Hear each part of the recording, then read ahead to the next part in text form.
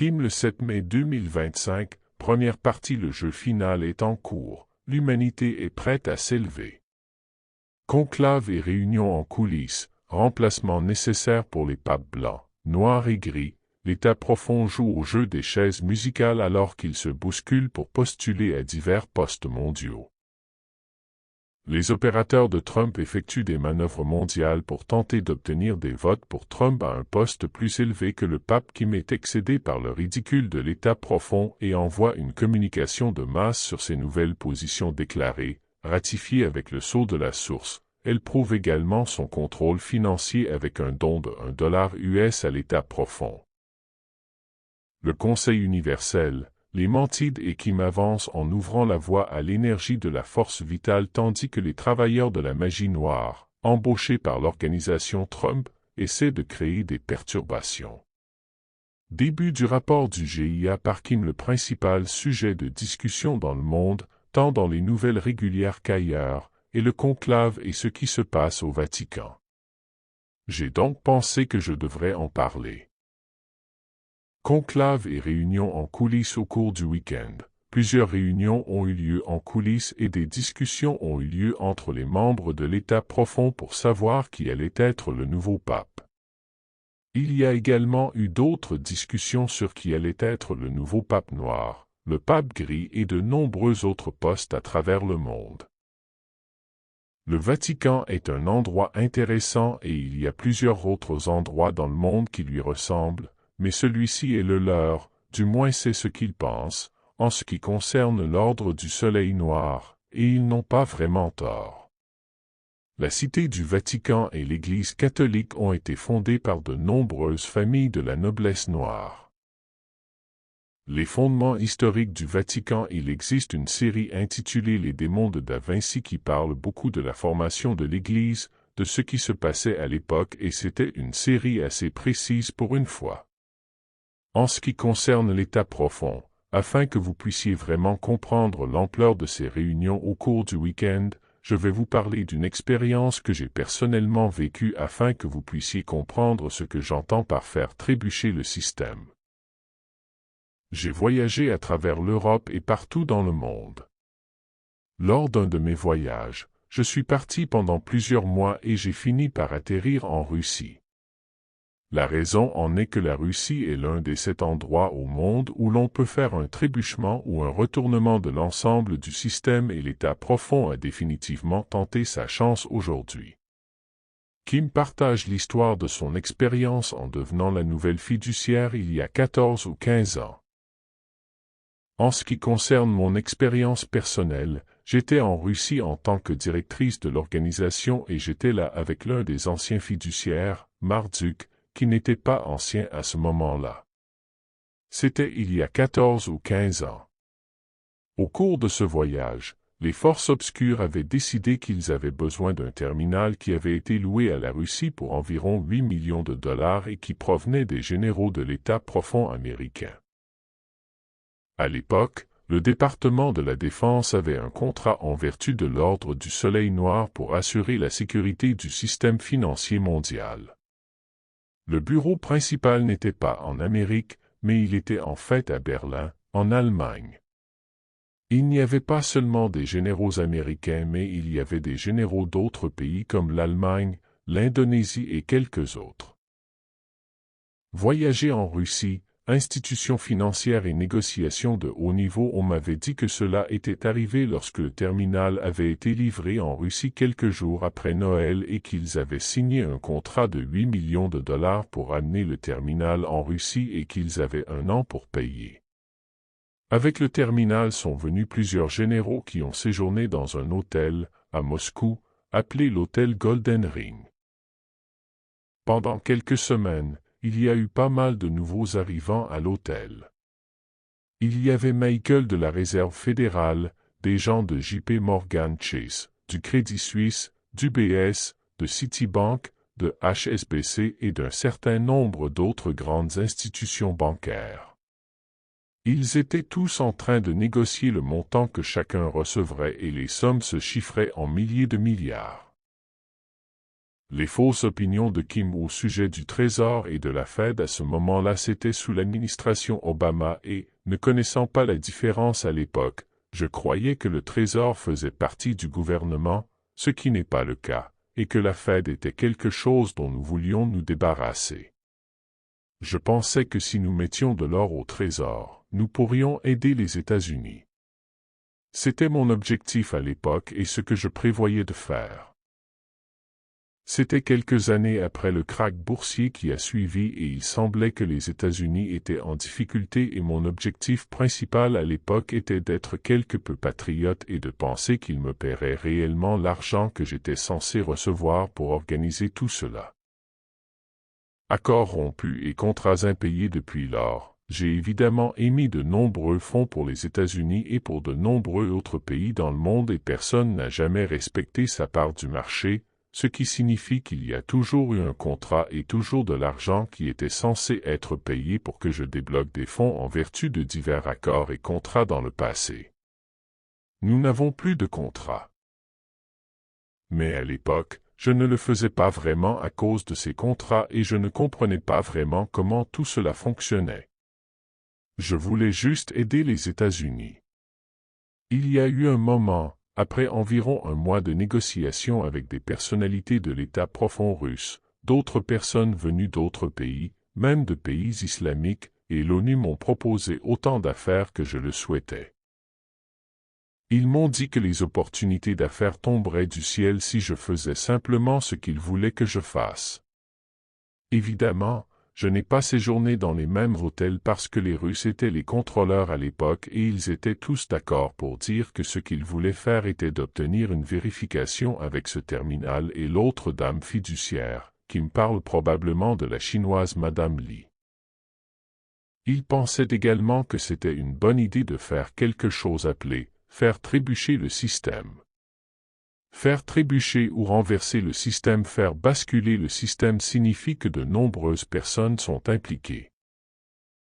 Selon la compréhension de l'état profond, il devrait y avoir cette zone différente dans le monde et ils auraient besoin de cette personne supplémentaire qui participerait, mais il y aurait des non-personnes qu'ils ne connaissaient pas parce qu'ils ont essayé de le faire aujourd'hui.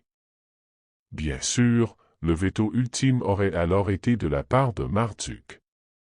Désormais, en perturbant le système, on aboutirait à une réinitialisation complète du pouvoir et du contrôle du système monétaire.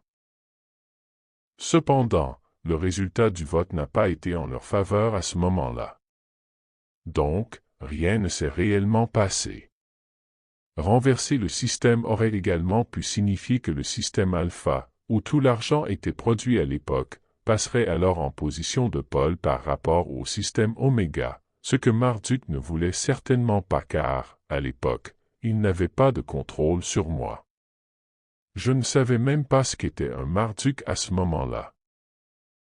La première chose que Marduk voulait faire était d'avoir le contrôle sur moi et ensuite de me faire émettre de l'argent comme un distributeur automatique de billets pour lui afin qu'il puisse exécuter ses ordres et ses instructions. Eh bien, je n'ai appris cela que quelques années plus tard. Il m'a fallu environ 3 ans pour comprendre que Marduk n'était pas mon ami. C'est ce qui avait été convenu pendant cette période. Ainsi, toutes les différentes personnes qui contrôlaient l'ordre du Dragon et l'ordre du Soleil Noir avaient respectivement tourné leurs clés. Cela signifie qu'ils avaient reçu des codes d'accès et des codes clés. Il y avait un code était pour l'ordre du Soleil Noir et autre code était pour l'ordre du Dragon. Puis ils entraient ces deux codes, se mettaient d'accord sur les choses, puis votaient pour savoir qui serait le prochain administrateur. Il s'agissait en quelque sorte d'effacer l'ancien et d'installer le nouveau en ce qui concernait le système alpha. Tous les votes sont arrivés et on m'avait dit qu'aux États-Unis, des personnes non autorisées avaient essayé d'entrer leurs codes respectifs et de contourner les autres. Cela m'avait été dit par Nikolai, l'espion russe, et que nous devions attendre que les bonnes personnes entrent leur code et c'est pourquoi il y avait eu un retard. Au-delà de ces gens qui n'avaient pas vraiment leur mot à dire à l'époque, il y avait beaucoup d'accords par procuration, beaucoup de contrats entre les lignées. Donc, ils jetaient leur chapeau dans l'arène, une sorte de conclave mondial, appelons-le ainsi. Donc, tous leurs votes étaient anonymes.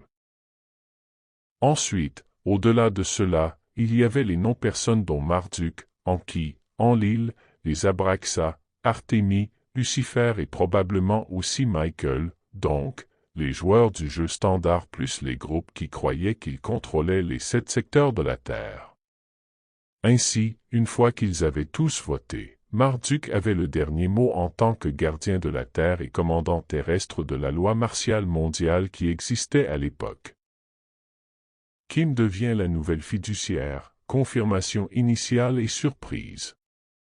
Ils avaient reçu l'information selon laquelle je devais devenir la nouvelle fiduciaire. Personne n'avait aimé cela et ils ont voté à nouveau pour voir s'il y avait un problème avec la machine et si c'était le véritable retard. Le lendemain, Nikolaï, l'espion russe, était venu à mon hôtel et m'avait dit que nous avions besoin d'une réunion. Il m'avait demandé « Qui es-tu » Je me suis dit « Qu'est-ce que tu veux dire ?» Parce que la deuxième fois, la réponse était la même. Je suis une personne, je suis Kim, que veux-tu savoir d'autre? Et puis il m'a dit que j'avais été nommé la nouvelle fiduciaire. Ce qu'il ne savait probablement pas, parce que tout est sur écoute, c'est que j'avais déjà reçu un appel téléphonique de mon ami fantôme. On les appelle des fantômes parce qu'ils peuvent entrer et sortir d'un pays et c'était l'une de ces personnes. Cet ami fantôme m'avait dit que c'était lui qui avait organisé le transfert du terminal en Russie pour moi. Eh bien, il m'avait appelé et avait dit, « Tu ne vas pas le croire, mais tu es la nouvelle fiduciaire et que cette fois-ci, tu as ton mot à dire. Tu peux opposer ton veto à tout ce que les familles veulent faire et tu es dans une position beaucoup plus puissante que la dame chinoise précédente. » Je me suis dit, « Oh, c'est intéressant. » Accusation contre la NSA et absence de compensation évidemment, j'ai beaucoup appris depuis cette époque, mais il est arrivé et m'a informé de cela, puis ils ont passé beaucoup de temps à essayer de me faire signer une procuration en leur faveur. Ensuite, ils m'ont dit que je devais déménager en Russie pendant 6 mois pour pouvoir leur apprendre à utiliser le système. J'ai trouvé cela intéressant parce que je devais apprendre à l'utiliser moi-même. Je ne savais pas qu'à la même époque, Marduk, Enki et Enlil avaient ouvert boutique juste à l'extérieur de Moscou. Donc, je suppose que c'est de cela qu'il s'agissait. Donc, pour une raison quelconque, 2 millions de dollars ont été mis sur la table pour me faire cette démarche qui, je crois, avait été prise par Nikolai, l'espion russe. Je n'ai jamais reçu un sou de qui que ce soit. Puis ils m'ont appelé à mon retour en Amérique et ont prétendu que je travaillais pour la NSA. Je ne savais même pas où se trouvait la NSA à l'époque et si j'y travaillais, où était mon salaire. C'était ma première rencontre avec des gens de cette nature à ce niveau. Événement récent menant au conclave avancement rapide jusqu'au dernier jour et c'est en partie la raison pour laquelle j'ai manqué le rapport de lundi dernier, car cela n'avait pas eu d'impact sur le résultat final. Souvent, ça n'a pas de sens, mais cette fois-ci, je me suis dit, ah, d'accord. Position au-dessus du pape. Je savais que la position au-dessus du pape allait être déterminée le premier jour du conclave aujourd'hui et je savais qu'il se bousculait pour obtenir des positions.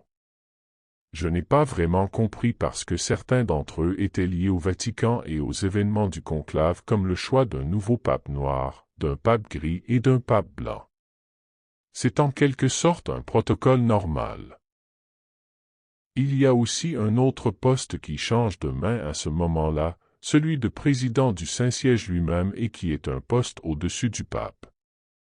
D'après ce que j'entendais les opérateurs de Trump dire, je savais certainement qu'ils avaient l'intention de placer Trump, ou quelle que soit cette chose qui circule ces jours-ci, à un poste bien plus élevé que le pape, d'où ce même qui a circulé sur le fait que Trump était le pape. Mais si vous demandez au personnel de la Maison-Blanche, ils vous diront « Oh, il se moquait simplement de tout ce processus et de l'Église catholique. Mais ce n'était pas vraiment vrai, car il visait un poste bien plus élevé que cela.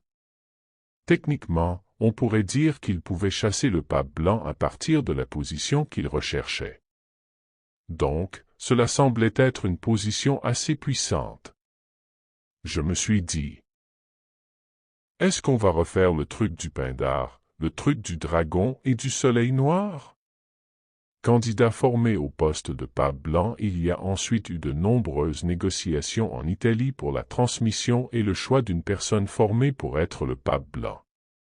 Par personne formée, cela aurait été une personne qui était à la fois lumière, l'origine de Melchizedek d'après ce que je les ai entendus dire, et également un descendant du soleil noir.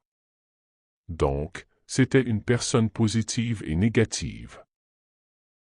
C'est ce que je les ai entendus dire. C'était très similaire et cela me faisait penser à une autre personne qu'ils allaient choisir pour remplacer le roi Charles, qui était William, car Diana était du côté lumière et évidemment le roi Charles est du côté obscur. Donc, cela aurait pu être une personne qui représentait les deux côtés. À l'époque, ils pensaient pouvoir utiliser cette personne pour contrôler le système alpha et le système oméga. Ces gens ne savent vraiment pas ce qu'elles aimeraient contrôler en dehors du contrôle des systèmes dits à lumière et obscurs. Donc, cela faisait partie de la discussion. Remplacement du pape noir et du pape gris. Il parlait également d'un pape noir et d'un pape gris, principalement parce que les papes noirs et gris actuels ne font pas le travail. Il voulait donc du sang neuf, mais les deux personnes auraient été formées et préparées pour un tel poste. Je connais une de ces personnes qui pourrait être apte à occuper ce poste, car j'en ai parlé à plusieurs reprises. Les opérateurs de Trump et les manœuvres mondiales, il y a aussi d'autres bavardages que j'ai trouvés très intéressants.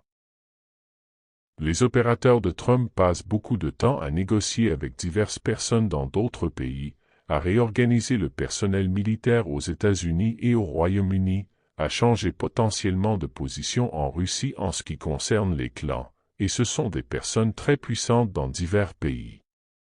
Je pense que cela devient très intéressant, mais qu'est-ce que cela a à voir avec le pape? Ils doivent être en train de préparer autre chose et pourquoi font-ils tant d'efforts pour gagner des voix pour Trump? L'organisation Trump faisait beaucoup de promesses pour obtenir leur vote. Ils ont besoin de sept membres de l'ordre du dragon et de 7 membres de l'ordre du soleil noir pour obtenir le poste qu'ils recherchaient. Je n'avais pas encore compris le but final. Archives du Vatican et le savoir. Caché dans la bibliothèque d'Alexandrie pendant le week-end, il y avait beaucoup, et je dis bien beaucoup d'opérateurs qui fouillaient le sous-sol du Vatican. Ils croient que les bibliothèques du Vatican contenaient des informations provenant de la bibliothèque d'Alexandrie en Égypte. Ils pensaient avoir trouvé l'information qui leur était cachée et inaccessible. C'est de là que cela vient réellement, ce qui signifie que cela provenait en fait des Abraxas. Il y a donc pas mal d'instructions du système sur ce qu'ils peuvent et ne peuvent pas faire à cet endroit. Il y avait alors très peu d'informations et ils n'arrivaient vraiment à rien. Alors, ils se sont rendus à un autre endroit appelé le Temple de la Mer à Trinidad et Tobago. Il y avait quelques autres endroits où ils pensaient que des informations historiques étaient cachées. L'emplacement réel de la bibliothèque d'Alexandrie se trouve sous l'île de Malte en mer Méditerranée. Je peux dire maintenant que les véritables informations cachées qu'ils recherchaient sur le Vatican se trouvent sous l'île de Malte. Quand je dis que c'est sous Malte, je veux dire que c'était vraiment le cas. La bibliothèque d'Alexandrie avait été déplacée là-bas il y a très, très longtemps, mais les véritables informations étaient cachées dans un sous-fond qui n'était accessible qu'à certaines personnes qui pouvaient passer la porte pour obtenir les informations. J'aurais pensé que ces gens le sauraient. Mais peut-être qu'ils étaient déjà partis et n'avaient rien vu. C'est possible. Mais les opérateurs étaient sous le Vatican et c'est là qu'ils sont restés. Il faisait des bruits métalliques sur les terminaux du Vatican et je me suis dit, OK, l'élection du pape avait toujours été entre les mains de Marduk, car il avait occupé le poste de faiseur de roi pour tout chef d'État ou chef de quoi que ce soit, et ce genre de choses devait être ratifié. Jusqu'en 2007, il avait le pouvoir de ratifier un chef d'État. Il s'avère que plus tard, il avait également besoin de quelque chose pour faire fonctionner le système alpha, car il ne pouvait plus y accéder et j'en ai déjà parlé. Bruit métallique sur le terminal du Vatican et accès refusé alors maintenant, ils sont là et ils émettent un bruit métallique. Je pensais qu'ils cherchaient à avoir des informations sur l'identité du pape choisi et si elle devait passer par le terminal. Cherchent-ils à voir si ce pape va être ratifié? Eh bien, ils n'ont jamais reçu de signal du tout et ont pensé qu'ils devraient peut-être attendre que le conclave commence officiellement, ce qui s'est produit aujourd'hui le 7 mai. Donc vers 11h30, ils ont commencé à se connecter ou ont essayé d'accéder à une ligne diplomatique très spécifique que je n'avais pas vue s'allumer depuis la dernière fois que j'étais en Russie, lorsqu'il y a une tentative de déclenchement du système. Le Pentagone a essayé d'appeler, la Maison-Blanche a essayé, le GCHQ a essayé, les Russes ont essayé d'appeler, le Vatican aussi et d'autres endroits avaient essayé en vain.